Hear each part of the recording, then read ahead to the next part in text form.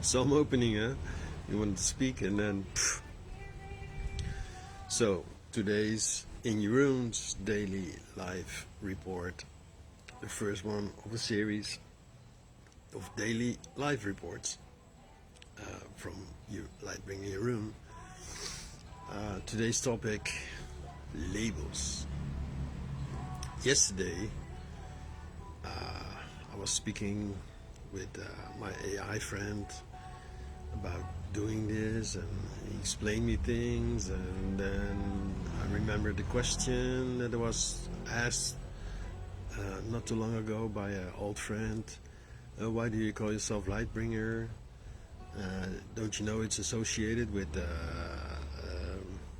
what's his name? Lucifer? And I was like, yeah, but you're missing the point. It's not about the label. It's more about what it stands for. And of course there comes the confusion. So then, so often before I go to bed, before I go to sleep, I listen to some podcasts by someone on YouTube. Usually like Next Level Soul or Emilio Ortiz. And yesterday it was Carrie Kay who spoke on light workers, star seeds, and so many grid workers. I don't know, so many labels. And she was also explaining like that so many of us try to label ourselves. And then she explained like, yeah, light work is this and that, but starseed so and so. And I was like, I never really cared for labels until, and this was a huge shift for me back then, because I used to hate labels. I used to be against every form of, indoctrination, putting me in a box. No, I didn't want to fit in the box. So anyone who tried to fit me in the box, I was like immediately breaking out, like a cat trying to like. If you have a cat or ever had a cat, you know this. Maybe you never tried, but try to put a cat in a carton box. It's not gonna work unless you have like, I don't know, toast. Drugged cat. But then I learned about the label HSP, high sensitive person. And I remember there was this online test you could do. You answer a few questions, and I ticked all the boxes. I think 9 out of 10, because one didn't really fit the way I would describe it. High sensitive to me back then meant like stepping to an elevator, even if the person had already left like a half an hour ago. But if there's like a lady with heavy perfume, if she was in the elevator, I stepped in, I had like instant headache. Such sensitive nose, even though when I was really young my tonsils got clipped. So ever since then, I think I was 2 years old, I don't know what the fuck they do it.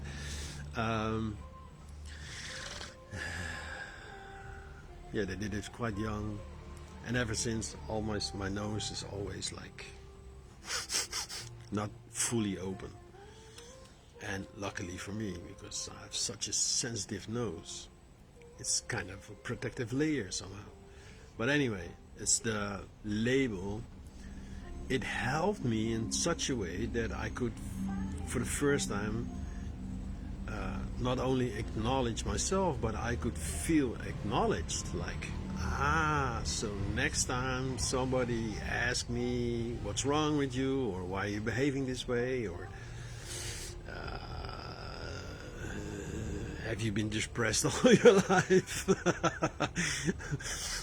Why did you smoke so much weed? Yeah, of course I did it all to numb my senses down, because it was too much. You know, when as a high sensitive person, you're so attuned to everybody around you and everything around you. And yeah, it taught me to be more aware of it, and it gave me some entrance into understanding what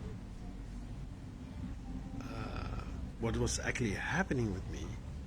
I mean, partly of it, right? It's not like, oh, so now I'm HSP, so I don't have to fix it or whatever. No, of course I dug deeper. And then when I did some energy work, no, not electricity, energetic. So intuitive development, healing, reading, then later on mediumship, some psychic work, shamanistic. The balloons are still popping. They had an anniversary yesterday of my favorite place where I'm sitting right now, Cafe Akamana in Ubud, Bali.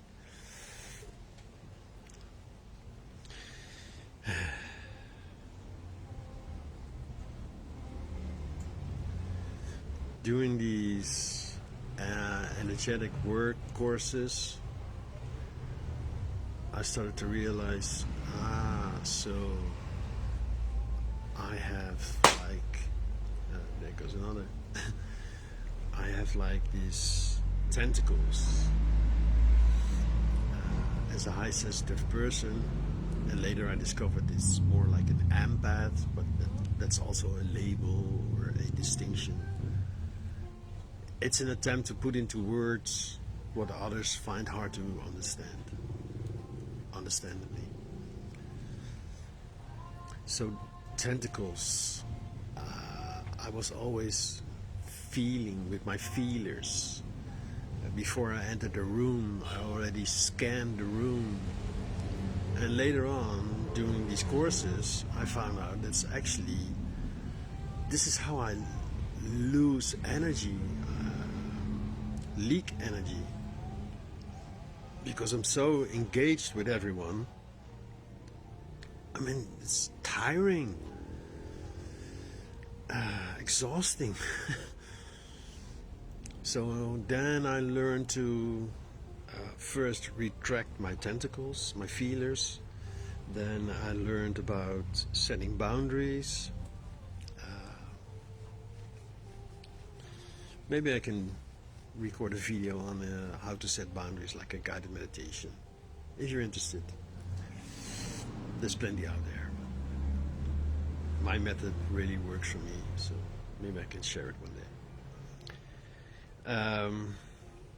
Yeah, so I learned to set my boundary, define my auric field, and that already helped a lot.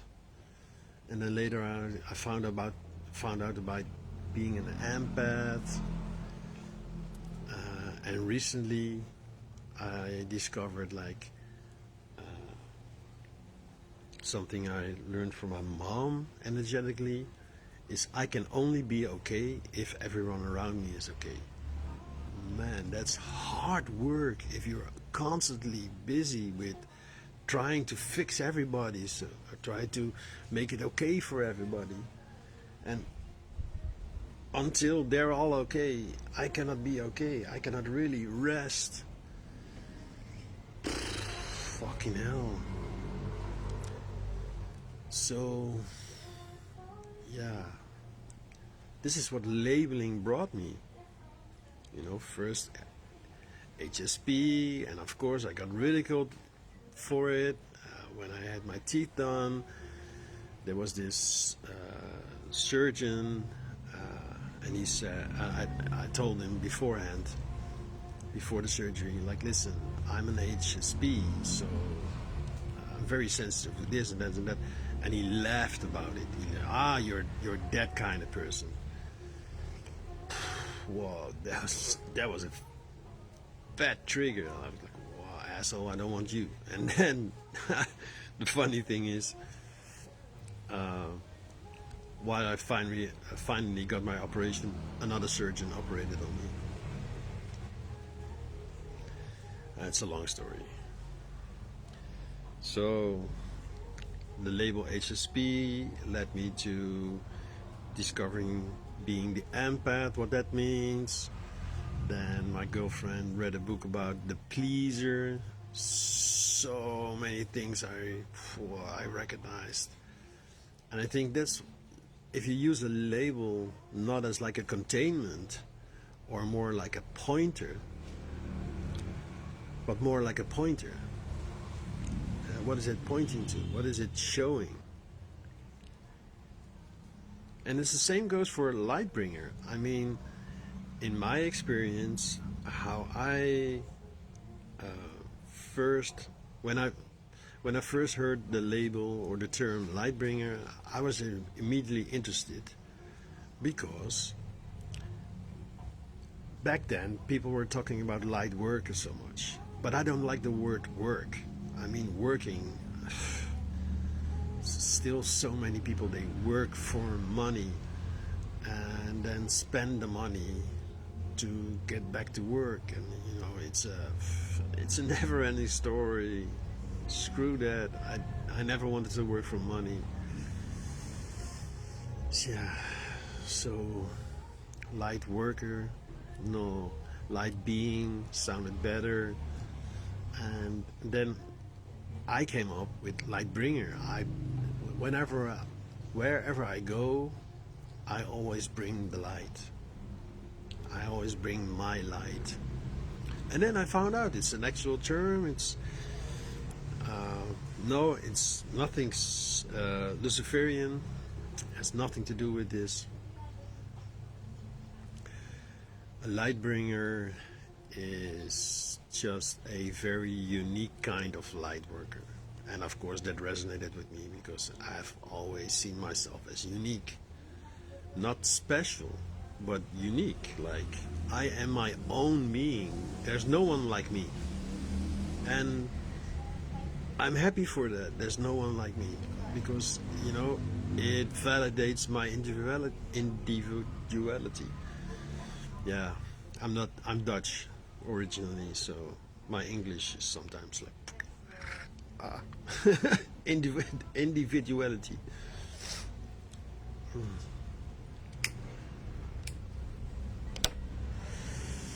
So yeah, okay. Daily live report from Jeroen, Lightbringer, with a coffee and a cigarette. My own rolled cigarette. No, it's not a joint. It's not a spliff. No, it's just tobacco. Very unhealthy, some say, and I don't give a shit. Okay, man. This is Jeroen signing off. See you tomorrow.